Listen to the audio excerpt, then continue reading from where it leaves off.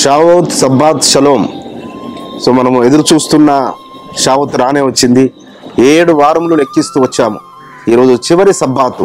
ఈ సబ్బాతునే Shavuot Sabbath అంటారు. ఈ సాయంకాలం నుంచి మనకు షావోత్ పండుగ అనగా పెంతెకోస్తు పండుగలోకి మనము ప్రవేశిస్తున్నాము. కాబట్టి ఎంత గొప్ప శ్రేష్టమైన పండుగ అనగా అలనాడు ఆది సంఘం పైన మరి యోవేలు ప్రవచనాత్మకంగా సెలవిచ్చిన విధముగా ఆ యొక్క ఇజ్రాయెల్లో దేశంలో ఆ యొక్క సీయోను కొండపైన వారు ఏకంగా కూడి ఉన్నప్పుడు, మేడగదిలో కూడుకున్నప్పుడు అగ్నిజ్వాల వంటి 4 విభాగింపబడి పరిశుద్ధాత్మ చేత నింపబడిన రాత్రి రాబోయే రాత్రి మనకు అలాంటి రాత్రి. ఆ రాత్రి మనం అనుభవించబోతున్న బిడ్డలారా, మరి అందరూ ఇక్కడ ఇతర పట్టణాలు ఉన్నవారు, బయట ఉన్నవారు ఎవరు కానీ మరి సన్నిధికి రావాలని మీకు ప్రేమపూర్వకంగా తెలియపరుస్తున్నాము. ఈ దిన కృపావాక్యం చూసుకుందాము. జకర్యా గ్రంథము 13వ అధ్యాయము 1వ వచనము.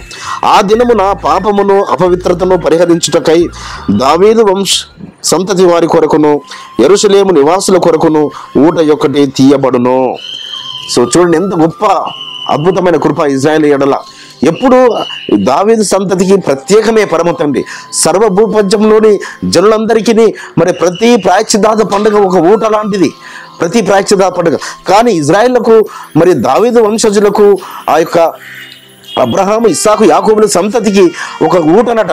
ఏది వారి పాపమును పరిహరించడానికి కొరకు, వారి అపవిత్రతను పోగొట్టడానికి కొరకు ఒక ఊట. ఆ ఊట అయిన యాషువా మెస్సీను వారు చివరి రాకడలో, 2వ రాకడలో వారు చూడబోతున్నారు. వారు ఆయనను ఆ మేఘాల మీద వచ్చి ఆయనను చూసి అప్పుడు వారికి అవకాశం ఇస్తున్నాడు. చూడండి, మేఘారుడైన వచ్చిన 2వ రాకడలో అప్పుడు వారికి జీవజలపు ఊట అయిన యాషువా మెస్సయ్య ఆ ఊట తెరవబడుతుంది. ఆ ఊట ఓపెన్ కాబోతుంది. అంటే వారు మనోనేత్రము తెరవబడబోతున్నాయి.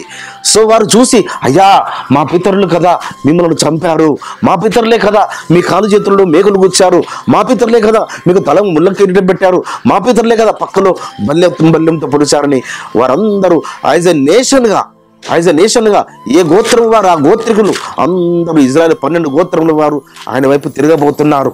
సో చూడండి, ఎంత గొప్ప శుభప్రదమైన నిరీక్షణ వారికి, ఎంత గొప్ప ప్రేమ వారి మీద పరమ తండ్రికి. ఎందుకు ప్రేమ అనగా ఈ శ్రేష్టమైన గ్రంథం అంతా తయారు చేయబడింది వాళ్ళ ద్వారానే, రాయబడింది వారి ద్వారానే. ఇందులో రాయబడిన ప్రతి విషయము వారి ఎడలనే జరిగించాడు.